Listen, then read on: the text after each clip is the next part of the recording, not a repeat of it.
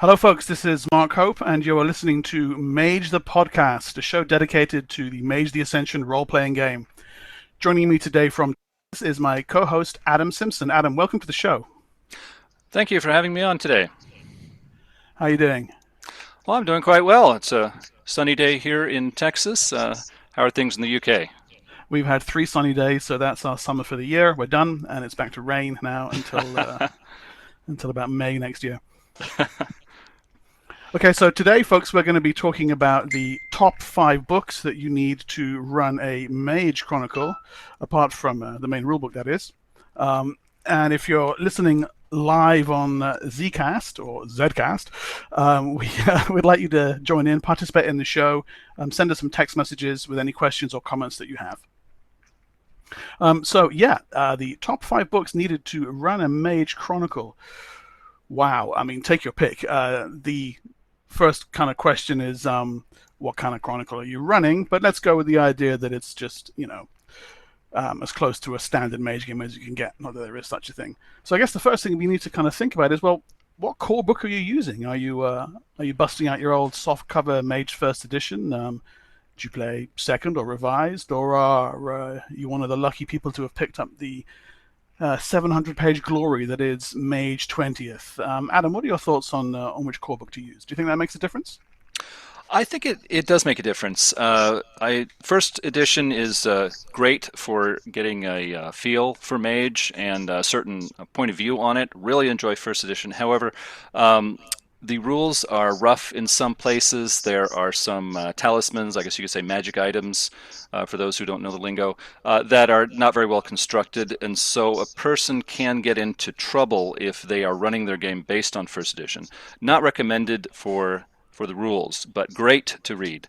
I took second edition and ran a number of games from there, and I felt like I had what I needed, and I was able to do what I liked. And of course, there's the revised book is also a great rule book to use. But you and I were discussing earlier some bare patches in there. You can tell everyone about that. Yeah, I I've run games in first, second, and revised in Mage 20th now, and I think they all have, like you say, their pluses and their minuses. I think the first edition Mage book has got a great, rich, dark atmosphere with plenty of dark corners. None of it's really been mapped out, and if you're happy to go with what's in there, you can kind of make the game your own. Throw in the Book of Shadows for a little bit of rules clarity, as Satya mentioned a couple of episodes ago. For a comprehensive rulebook, I think Mage Second does a pretty good job. Mage Revised is beautifully organized, really, for the most part, clearly well written. But yeah, like you say, Adam, it doesn't have really anything on the Umbra, and it doesn't really have a solid antagonists chapter. So if you're looking for a broad spread of foes to fight, you'll struggle a little bit with Mage Revised core. When it comes to Mage 20th, not having enough information is going to be the farthest problem from your mind. If anything, there's almost too much there for a beginning storyteller to digest. And I think that probably is Mage 20th's biggest hurdle. But if you can get over that, Mage 20 really is one of the best places to start. It has a really well thought out description of the setting, and the book takes you through it page by page, step by step, describing the Mage universe to you and taking you through it. The rules are well laid out, and the magic chapter itself is just a beast. A nice, fast, down and dirty approach to the magic system, which you can pick up and run with almost immediately, and then it takes the time to lay it out for you in painstaking detail after that. Adam, what are your thoughts on Mage 20? Have you had much experience with it? Well, I got the PDF, and I was looking through it, reading some parts out of it, and after a while I realized, I'm not spending a lot of time in this, so I ordered my hardback copy, waiting for that to arrive. And one of the things that really stands out as just great about the Mage 20 is it basically opens up the toolbox. It opens the hood on the car and lets you see the engine. And what I mean by that is, it says, okay, there's been metaplot over the years, and these are changes that took place in the world. You can do it the old way, you can do it the new way, here's a third way. It makes it very clear to people that these are all the different takes you can approach the setting with. These are the different variants you can handle. And a lot of people with their role playing books, they don't have a do it yourself approach. They read the rule book and they rest very heavily on those assumptions and say, okay, this is the setting, this is how it's supposed to be. I got to run it this way. And so, Yeah. whether it's first edition, second edition, or revised, those assumptions can creep in and influence people when they don't even realize it. But with Mage 20, they say, oh, hey, here's a couple of different options. I need to pick one, and I can pick any one I want, and here are some reasons why I might like this one or that one. And so I just really like the idea that we're going to lay everything bare. These are your choices. Do it your way. That is, yeah, I agree. That's the best thing about it. Its approach to metaplot is fantastic. If nothing else, it's killed Mage Flame Wars stone dead, which can only be a good thing. And it also makes it very clear to you where rules are optional as well, and gives you simplified approaches. So if you have the time to work your way through it, and if you're a beginning storyteller or even an experienced storyteller getting back into Mage, I'd give Mage 20th 2 thumbs up or 3 thumbs up with a life effect. It's great. So so let's assume that you've got your choice of core book sorted. We decided for the show to pick each of us our top 5 books, not our top favorite books, but which are the 5 that we think would give the most to a storyteller looking to set up a Mage Chronicle from scratch. So Adam, what's the first one on your list? Well, the first one on my list is enthusiastic choice for me, both because I love it and because it has been so great to use at the gaming table. That is Beyond the Barriers, The Book of Worlds. And this is, as it turns out, the first edition of this kind of source book. There was a second one later on called The Infinite Tapestry, which is basically the revised or the book 2 of that. But looking through both of them, Book of Worlds is my choice. It is a lot of fun. It has a lot of great ideas. I mean, I challenge any potential storyteller to read through even half of this book and have less than 5 great ideas for something to do with their players. And there's also some useful rules information for how to take your players into the Umbra, how they can handle the problems they meet once they are there, and how you can make the different realms or territories in there not only interesting but noticeably different from each other. Yeah, by no mere coincidence, the Book of Worlds Beyond the Barriers is the number one on my list as well. So yeah, we're in complete agreement there. It is a fantastic guide to the spirit realms, and for those who aren't exactly clear exactly what the Book of Worlds is, it is, as the cover says, the other worlds source book for Mage the Ascension. And it takes you through the spirit worlds that populate the game, from the periphery, which sits at the edge of the spirit world, the penumbra that lies just on the far side of the barrier between our world and the next, and then these deeper and increasingly fantastic and outrageous umbral realms, from the middle umbra, which is a sort of reality of spiritual resonance, the astral umbra, which is the realm of ideas and concepts, the dark umbra, which is where all things go to die, and then into the beyond, whatever lies beyond that, beyond the horizon and out into the stranger reaches of the cosmos. And it really covers, and this is for me one of the main things that recommends it, pretty much every aspect of the Umbra, at least in some level of detail. Infinite Tapestry was, I did think about Infinite Tapestry, but that's more slanted toward the Astral Umbra, and also exists later on in the metaplot. So through Mage's metaplot, the Avatar Storm that we talked about a couple of episodes ago, that wreaks incredible changes to the spirit world, and the Infinite Tapestry book sort of takes place in that period. Book of Worlds is before all that happens, and so the spirit worlds are pretty much unchanged by any metaplot elements, and you have an incredible guided tour, basically, of these worlds beyond the barrier. If you're a player of Werewolf, some of it's going to be familiar to you. Some of the realms that they talk about in the Middle Umbra are the same ones that appear in the Werewolf game, so there's a good crossover potential. And similarly, if you're a player of Wraith the Oblivion, its treatment of the Underworld is completely compatible with Wraith. When it gets into the Astral realms, it starts talking about things that have not been covered in any other game line before. Superbly innovative, incredibly imaginative. And when you get beyond the horizon, the sort of outer atmosphere of Earth's spiritual reality, it just goes completely off the charts. Incredible stuff. takes you out to the planets of the solar system and looks at their spiritual worlds too. What's the Umbra like on Mars? What are the technocracy and the traditions fighting over on Jupiter?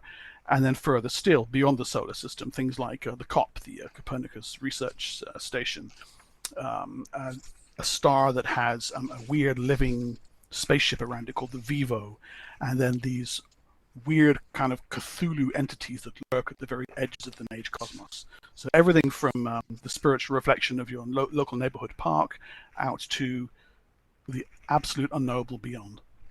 And it's this breadth of scope that, for me, really makes it a must-have if you want to take your game into parts unknown. Yeah, it gives a varied and open-ended view of all these different aspects of the Umbra, so that I think any kind of a storyteller is going to read through this and say, well, okay, the outer Umbra, that's a little too weird for me, but oh, this section of the Astral Umbra, that really gives me some ideas. I want to take my players there. And every kind of storyteller is going to find some spot that appeals to them because there's so much variety here. Yeah, it's nice that way. It's broken down into little realms and these little pocket dimensions. So you could just decide to use, 1-2 page section out in the middle of the book that talks about the Inventium, or the library of all sorts of weird arcane languages that exists up in the astral, and just set an entire adventure around there. Like you say, defy any storyteller to read through it and not come away with at least half a dozen great ideas. So yeah, that would be our number one pick, the Book of Worlds. Beyond All Barriers. Check it out. Okay, Adam, number 2, what did you go for? I liked the first edition of the Book of Madness, a source book of darkness for Mage the Ascension, which covers enemies, opponents, people that the mages might face off against, like Paradox Spirits, the Nefandi, the Marauders, demons and infernal cults, and Umbrood. Beings from the Umbra. So in a complete fluke, that's my second choice as well. Also, the Book of Madness. I'm torn between the original version and the one that came out and revised. But you said you lean more toward the first edition, huh? Yeah. I used the Nefandi section in one of my longer campaigns and got so much good material out of there that it might just be biasing me. But there's also some great material in the back that gave some sample Paradox Spirits, some sample Umbrood, some sample magical sort of creatures, and it was kind of a go-to book for a lot of different campaigns. It's like, oh, I need I guess a monster, a mysterious monster. Well, I get in here and, oh, well, this is going to work just fine. Just change the name. I've got what I need. Yeah. And for a first edition book, and it came out, it's one of the last 3 or 4 books of the first edition run. It's aged really well, I think. I agree completely. It was really a go-to resource in the Nefandi section. What's his name? Herr Flack. I renamed him, but he became just the number one recurring NPC in my Nefandi NPC enemy in my chronicle for years and years. That guy did. Alas Wad, the black man from the later section, likewise a great behind-the-scenes villain. And some of the stranger Umbrood. There's one which crawls across the surface of a neutron star as well, the name of which I'm not even going to try and pronounce. Just a really imaginative enemy. Mm-hmm. And that was the thing I think that recommends the Book of Madness first edition over the revised one, is its section on Paradox Spirits. That's absent from the revised version.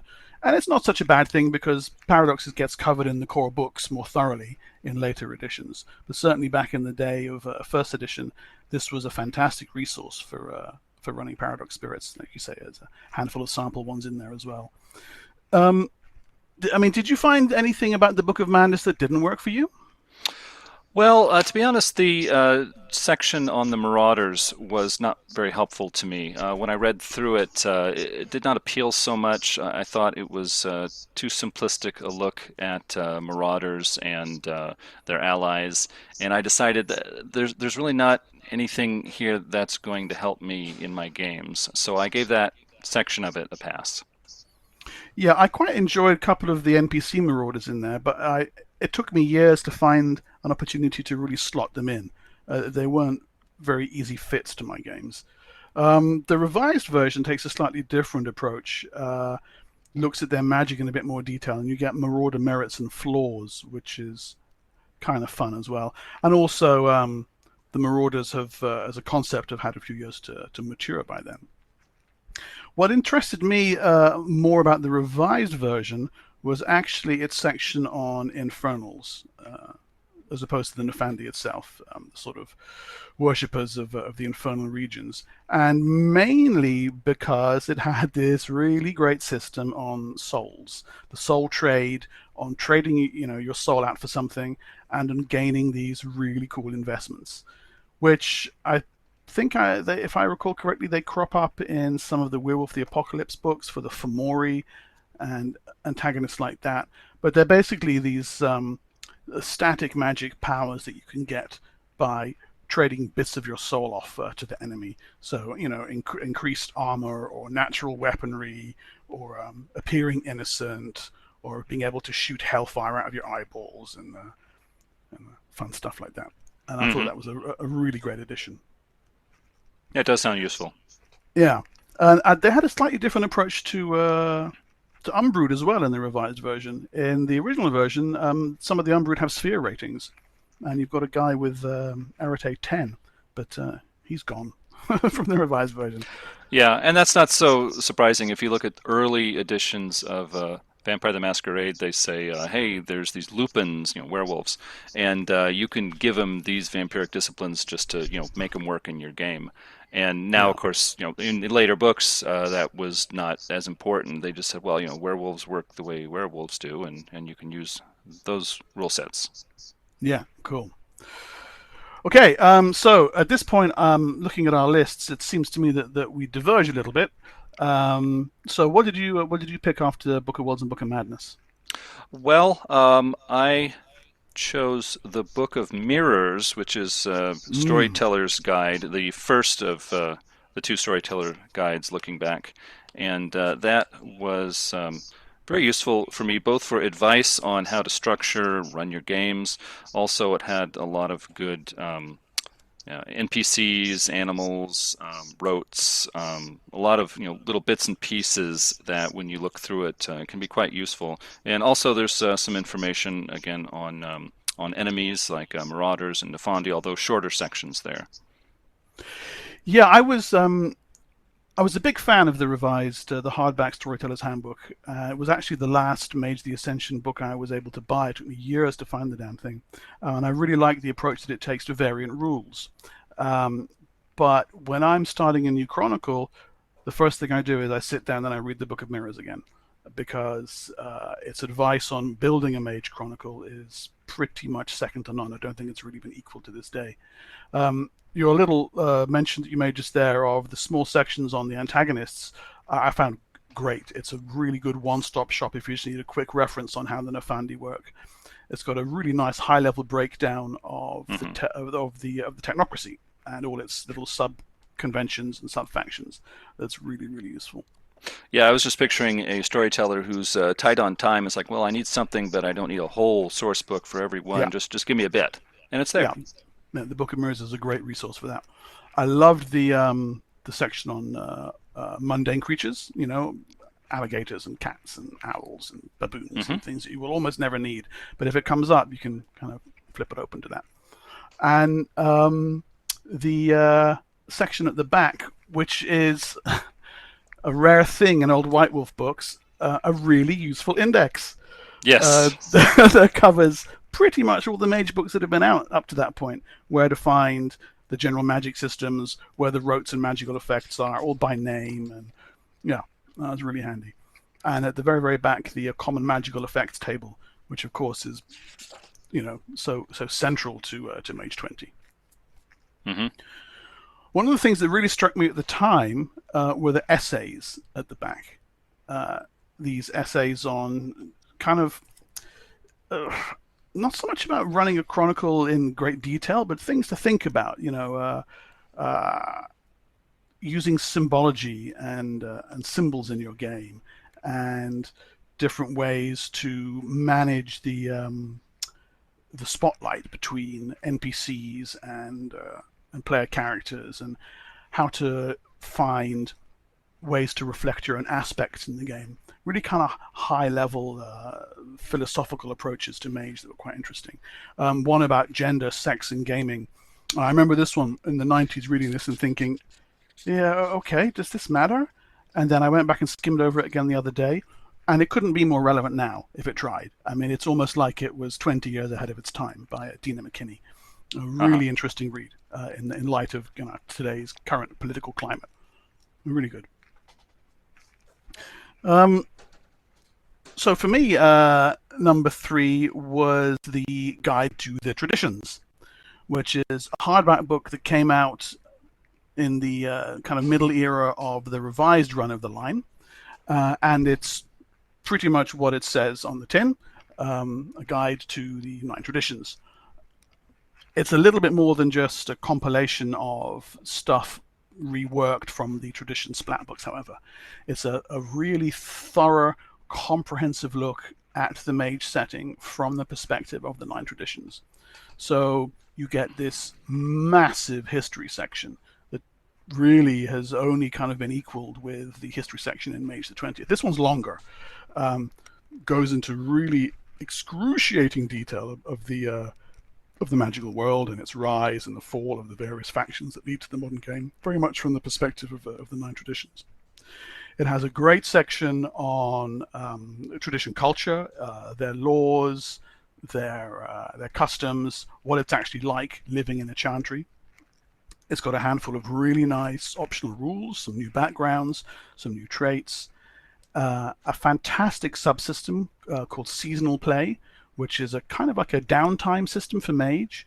The idea is that when your Mage is, kicking back in the chantry, they can spend weeks or months working on their knowledge of nodes, or working in the library, or spending time with their mentor, or meditating on the nature of quintessence. And this effectively allows them to get bonus experience points, actually save on experience point expenditure that you use later on. It's a really nice downtime system. It's got some great alternate factions, so when 2 or 3 different traditions combine to work toward a common goal, you get these sort of cross-tradition partnerships. And then it has a sort of more general look toward the end of the book at running a game for tradition mages, how to build plots and how to run seekings and how to cater your game sessions to tradition-oriented play. So for that reason, if you're going to be featuring the 9 traditions in your chronicle, the Guide to the Traditions to me is almost a must-have. If you want them to just be something that exists on the peripheries, if you're concentrating more on the disparates or underlying cabals, it's not such a big deal. But if you want the traditions to be front and center, this one for me is a must-have. Do you have any experience with this book at all, Adam? I really liked the information on downtime Mm. activities and just even thinking about that, because when I get together with the people who spend a lot of time on fantasy role playing, that's a concept that they have down quite well. It's like, yeah, when I'm not adventuring, my character is going to be doing this and doing that, and to improve the character and then prepare for the future. And a lot of the people I talked to who were just in White Wolf games and not so much any others, they didn't have as clear an idea of downtime. It's like, well, when I'm not adventuring, I guess I'm not going to worry about that because it's not interesting. And it helps to let people know, no, it's quite interesting, but it works a little differently than an active game session. And here's some things you can do. Here's some things to think about. I think it's very helpful for Mage players. Yeah, that's really, really good. Okay. Before we move on to our number 4 choices, I just want to give a reminder to any listeners. I can see we've got a couple there. That if you have any questions for us or any comments, just hit us up with them here on the webpage, and we'll shout right back at you. Okay, so Book of Worlds, Book of Madness, and the Book of Mirrors. Did you pick anything that doesn't have book in the title? Yeah, yeah, I did. I picked the Technomancers Toy Box, and a toy box is Oh, very cool. different from a book, but it was Yeah. a source book, and I guess it was second edition, maybe towards the later part of the second edition run. And I liked it because it's, even though it is one of the slimmer books coming in at about 101 pages, It gives very focused information on techno magic, which for some storytellers not a problem, but for others it can be a bit of a challenge. They're used to thinking of magic in terms of some of the movies they've seen or fantasy role playing. It's like, oh, magic is stuff that Merlin did hundreds of years ago, and isn't it interesting to bring it into the modern day? And some people need a little help dealing with, well, techno magic is also magic, but it's a bit different from what the wizards and witches were doing hundreds of years ago. And so this book is not at all daunting to pick up and mow through. It's got sections on the Etherites, on the virtual adepts, on the Technomancers, and rotes, talismans, different approaches to things. It's very useful and very focused. I thought it was stuffed with ideas. Just every page is another incredible concept. Some beautiful artwork as well. I thought the artwork in this was really striking. And I didn't enthuse about that enough with the Book of Mirrors, by the way. That's got some of my favorite artwork in Mage. But this likewise, really strong, detailed, intricate pieces. Yeah, like you say, it starts us off with focus on the actual tradition technomancers, just to remind us that they exist. The adepts, the Etherites, and then the Technocracy themselves, and a little bit toward the end of the Technomancers from the other traditions. So those who work in the Cult of Ecstasy and the Dream Speakers and Hermetics and so forth. It's just stuffed with incredible gadgets and gizmos and talismans and devices, and they're written in such a way that each one itself constitutes a plot hook. So rather than just being a selection of magical items that you can go around and shoot people with, it's also a pretty good collection of plot ideas. That said, though, there is a section at the back of stuff that you can pick up and run around and shoot people with. A little section on mundane weaponry. So if you wanted to know the stats for a 50 cal machine gun, or a large mortar, or how many dice of damage a 120 millimeter field gun does, Yeah. that's 30. And information on vehicles as well. There's a number of Yeah, vehicles that don't come up in everyday life, but when you're attacking a military installation or some other unusual place, you start thinking, oh, wait a minute, how would I make a Humvee or an APC? And here it is. yeah, or my hot air balloon. Yeah, where all its stats are just zero. Yeah, yeah, And there it is under aircraft. It's aircraft, but when there's a gunfight, do you really want to be in that thing? yeah, exactly. Yeah, so a surprisingly replete volume, the toy box. That was a really good choice. I like that one. So yeah, I had two books that have book in the title and two that have guide in the title. My second one of those being the Guide to the Technocracy. And this came out right at the end of the second edition run, and it kind of straddles the line between second and revised in a number of ways, and not least of which is it presents a slightly more human face of that technocracy. Now, okay, that said, the book is deeply satirical in the way it's written. It's written from the point of the technocracy, where they're seriously glossing over and whitewashing all the terrible, terrible things they do to people in the name of their occasionally noble cause. But once you kind of get to grips with the tone, there's an awful lot of good stuff in here, and it's basically a core book for technocrats. The core books in first and second edition were very much from the perspective of the tradition mages. So this kind of redresses the balance with a nice history section from the perspective of the Technocratic Union, telling you how the technocracy works as a group from the inside and how it operates within the world. Splat pages for each of its conventions, Duration X, Syndicate, New World Order, etc. And then, as you would expect, a character creation section, how to build your victors, your hit marks, your clones, your New World Order grey suits and white suits, some extra backgrounds, some extra traits, and a discussion on how they handle the spheres, which is pretty useful, given that as far as they're concerned, it's not magic. And then we kind of pop in after that with an overview of, for the storyteller, how to run games for technocrat characters, for games that are centered entirely around the Union. A bunch of really interesting rotes and procedures, vehicles, tech, the kind of stuff actually that would belong in the Technomancers Toy Box. when this book came out, it really did signal a sea change in the way that Mage was approached. And even today, and if you're been on the Facebook group at all recently in the last few days, you'll see there's an explosion of threads about the Technomancers at the moment, about the Technocracy, exploring their motivations and their morals and their ethics, and how they can be seen as a viable set of protagonists alongside the traditions. And it all pretty much started here. Before this, they were cast very much in the position of guys you want to fight. And even back to the earliest days of first edition, it wasn't even entirely sure that guys like the Men in Black, for example, were even properly human. The Guide to the Technocracy is the book that really kind of changed all that. Have you used it in play Yeah. at all?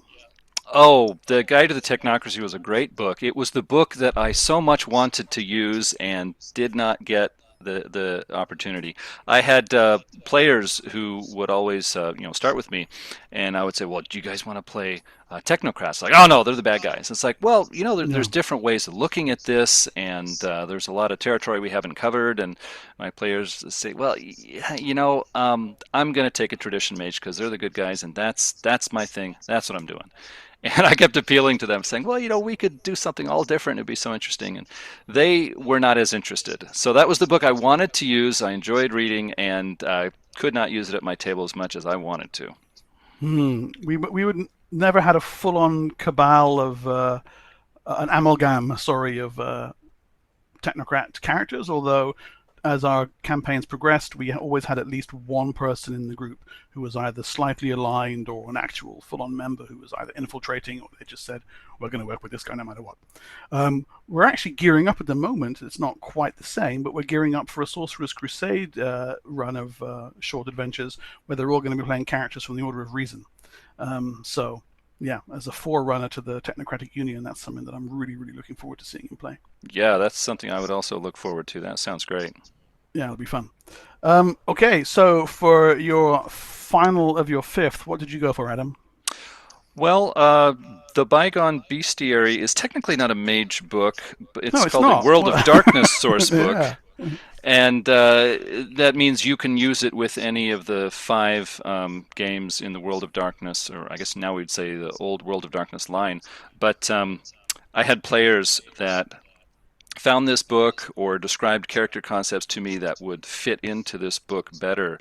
And so I ended up using it a lot, and not so much because I thought it was a great book, but because my players were finding things in there that they wanted to work with.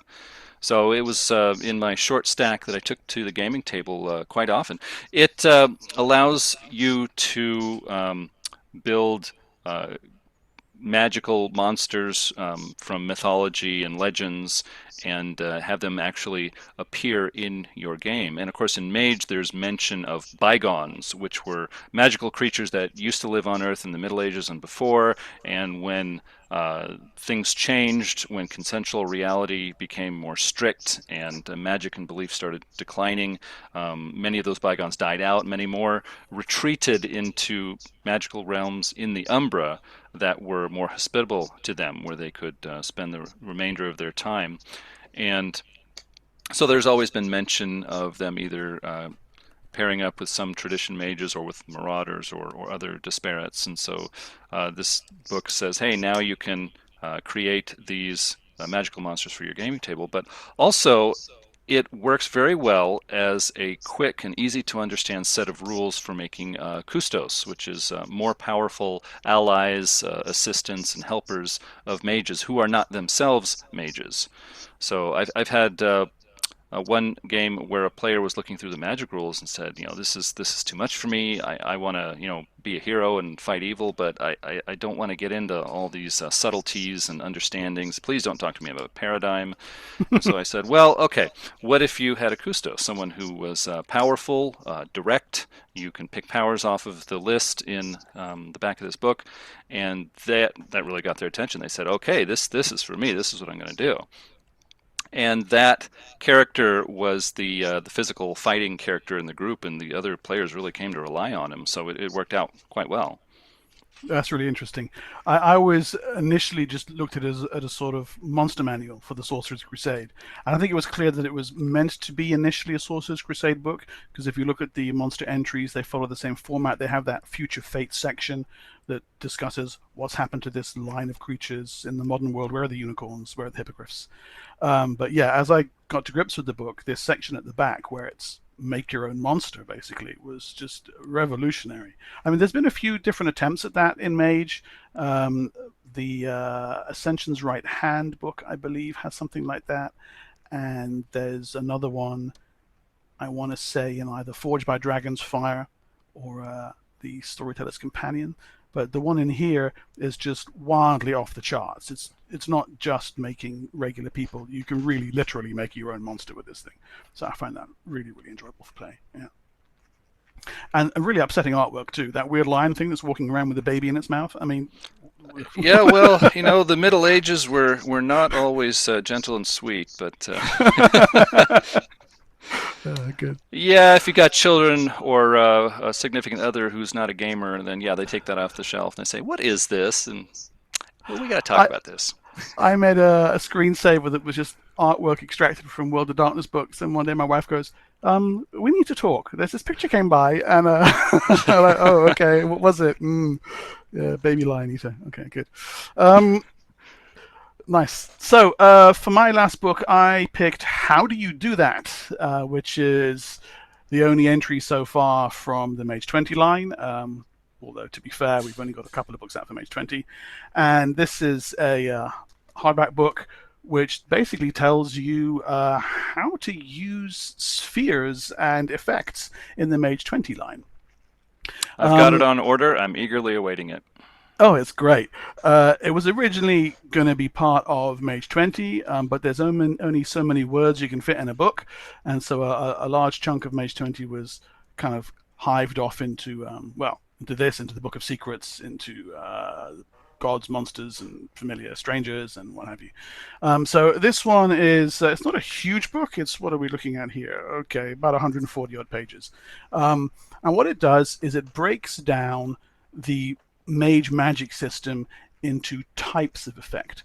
So in the core book, you've got them broken down by sphere with brief, pretty tightly written descriptions of what each sphere level does. And when M20 came out and there weren't after that, pages and pages of sample effects, I had a brief moment of, oh, what? No, this is missing. This is wrong. But actually, the sphere descriptions in there are pretty lucid, pretty tightly written, and you can make a good go of it with those, especially when it's combined with the common magical effects chart. And this kind of takes the common magical effects chart and turns it into a whole book. So instead of just being, here's a bunch of prime rotes, here's a bunch of spirit rotes, here's a bunch of mind rotes, instead it starts off with first section is conjuration, transformation, shape changing, and modification. The next section is on elemental mastery, then energy work, then enhanced perceptions, martial arts, etc., summoning and binding, time travel, time distortion, uncanny influence, necromancy. So what it's doing is it's breaking down magical effects by theme, if you will, by what they're intended to do. And then within that, it's all subsections. So let's say, for example, the necromancy section each section starts with the basics, which is here are the basic sphere levels that you need to be able to do necromancy or to do spirit control. And then you'll have necromantic travel, ghost calling, warding against the dead, channeling the dead, animating the dead, reviving and resurrection, and that kind of thing. And it does that for each section. Shape changing has body modifications, permanent changes, cybernetics, and within each one of those, there's a variety of different ways to achieve the outcome that you're looking for, with the sphere ratings listed and with a general guide to how many successes you need, if it does anything to difficulty, if it changes paradox in any way. And it just goes through this step by step, bit by bit. And it also talks about, in some cases, the ethos that surrounds it. So, for example, in the section on uncanny influence, mind control, it actually talks a little bit about how is this going to affect your mage? If you go around mind controlling people, it's going to have an effect on your life. Similarly with necromancy, if you go around trafficking with ghosts, things are going to get weird for you.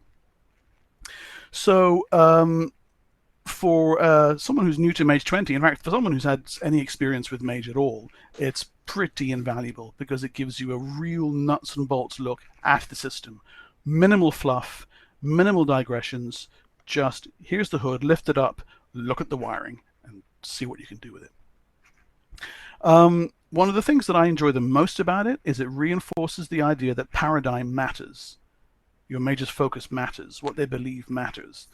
So there are many different ways to skin a cat, as the old saying goes. Let's say that chi and energy work is important to you. There's a nice subsection in there that shows you how you can use energy work to get healing effects. If you are, for example, telekinetic, maybe your focus has to do with psychic powers. There's a great approach to telekinesis that I've not seen in any other mage book. Normally, let's say you want to move a car around, you're going to use forces in some way or form. Okay, you make your arete roll to move the car to here, you make a roll to move it to there. How do you do that has got a great little approach which says, no, if you don't want to be standing there chanting or waving your arms or what have you, you can set up an effect that links your mind to the car. And now once the effect is running, after that, you're just using it through willpower rolls. You're actually genuinely using your mind. So it no longer becomes something that the avatar does. Your avatar sets up the effect, and then your mage's own mental power controls it after that.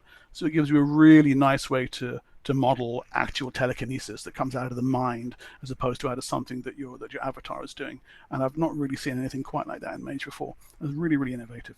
So yeah, if you want a good, thorough, in-depth look at Mage's sphere system from a whole bunch of interesting angles, how do you do that is the one for you. So that's something you've got on order, is it, Adam? You're looking forward to that? Yes, I do have it on order, and I am probably about a week until that comes. So quite looking forward to it. But I've got to let myself remember that it's probably going to be a week or so. Yeah, and then however long it takes you to digest it too. That too. Yeah. Okay, so that's our 5. Because it's Mage, do you want a bonus book? Well, gosh, if I were to throw in a bonus book, I would. I've got a couple of ideas here. Ascension's Right Hand was really great. Digital Web is a lot of fun, but I'm probably going to take Book of Crafts, a Magical cool. Society source book for Mage the Ascension, and that was in the 2nd edition era. Just really, really great stuff in there. I'm sure you remember that as well. Yeah, I mean, it's the disparates in some way or form came out of that book. It's a really lovely look at mages who aren't part of the technocracy or the traditions. Really fascinating stuff. Yeah. For me, if I was allowed a 6th one, it would be the Mage Translation Guide, which tells you how to convert Mage the Ascension characters into Mage the Awakening characters and back again. And it's a really, really unusual book that is an attempt to bridge the 2 game lines. But it's a source of just, for me, outrageous ideas. So Mage the Awakening is from the New World of Darkness, Chronicles of Darkness as it's called now, and has mage societies that have nothing to do with the traditions or the technocracy or the mage universe in any way, shape or form. And if you want to mix things up in a really unexpected way, there's more ideas in here than you can shake a magic staff at. The thing that I really enjoyed about this was because it converts the rules in the other way, it takes Ascension and makes it ready for Awakening players, it explains the Ascension system like no Ascension book does, because it's explaining it to people who don't know anything about Ascension. So there's a really fantastic breakdown of how this success system works in Ascension spellcasting system. So what does one Arete success actually equal? What does a change in the difficulty rating equal? How does Paradox really work under the hood? And for those kind of few pages alone, I was really blown away by the translation guide. It answered questions that I kind of had about Ascension for years, and I never really explicitly addressed. So if you want an unusual look at Mage the Ascension, pick up the translation guide. It's available print on demand from DriveThruRPG. Okay, so I think we've come to the end of our recommendations there. Thanks for listening along, everybody. If you want to follow us online, you can find us at magethepodcast.com. You can also follow us on Twitter at magethepodcast. You can also subscribe to Mage the Podcast on iTunes, Google Play, and now on the TuneIn app. And if you like the show, leave a review on iTunes. That helps people find it. If you didn't like the show, go on, leave a review on iTunes, but be gentle. Because, we're sensitive. So, yeah, thanks for listening. And Adam, thank you for joining me on the show. It's been great. Yeah, it's been a lot of fun today. Okay, and we're going to sign off now. So happy playing, Purple players, and we'll see you next time. Take it easy. Take it easy, everyone.